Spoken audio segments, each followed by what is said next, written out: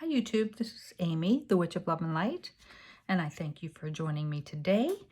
We are going to be reading an oracle deck from the Witch's Kitchen Oracle card. It is by Barbara Meikeljohn-Free and Flavia Kate Peters, illustrated by Richard Crooks. It's a 48 card deck. I love this deck for recipes and spells. It gives good suggestions, and let's move on with it. I have already shuffled, so today's card is Sage, Purification. I'm going to read from the guidebook, and it says, Shrubby sage, sacred space, I'll purify and cleanse your space. Vibrations raised, no longer stuck. Assist I shall to bring you luck. This magic is worked and harm to none, so mote it be, there it is done. Sage guidance. You become stagnant when it comes to making magic and have taken a dim view on what once lit you up. Stale energies have blocked magical intentions and prevented desired outcomes. Time for a little spiritual spring cleaning. Use my white variety in a cleansing ritual to smudge contaminants and get your working space ceremonially clean. My power of purification will clear and lift the energy of your altar as you waft the smoke from a lit bundle over the sacred area. My garden variation is well known as a culinary herb, for my aroma is both sweet and savory. I'm used for countless kitchen witch-free spells, as well as promoting wisdom and building emotional strength. I also assist in manifestation magic and bringing you pure luck. The recommended recipe is an oxymel.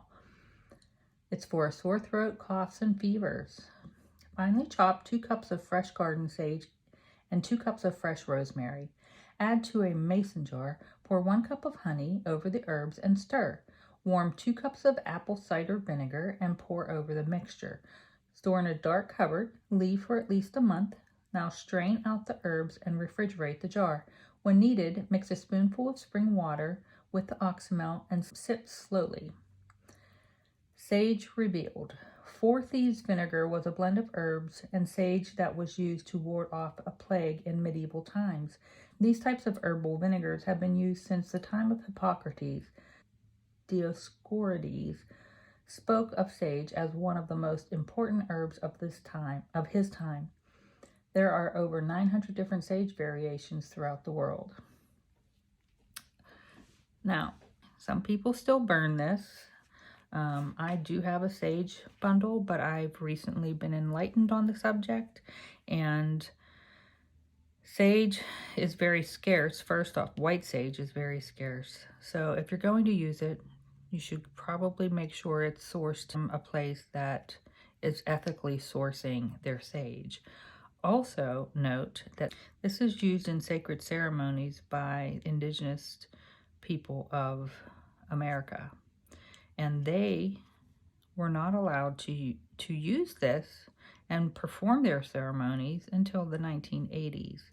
So I have chosen, and many people have chosen, not to use sage, to respect that it is theirs to use, to respect the fact that they were not allowed to use sage and have ceremonies for a very long time.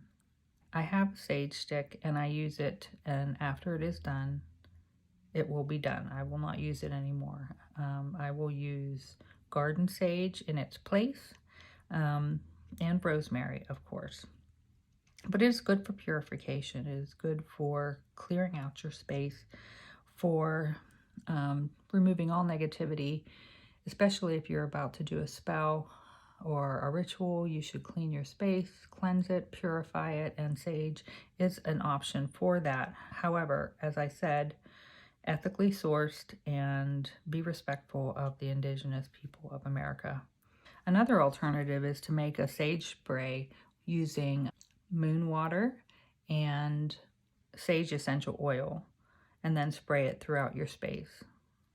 I hope that you've enjoyed my content. If you like my content, please subscribe and hit the like button. If you don't want to miss anything that I have coming out, then hit the notification bell. Also, leave a comment below. Give me suggestions on content you would like to hear about. I will research them and talk about them. Give me a thumbs up. Give me a heart emoji.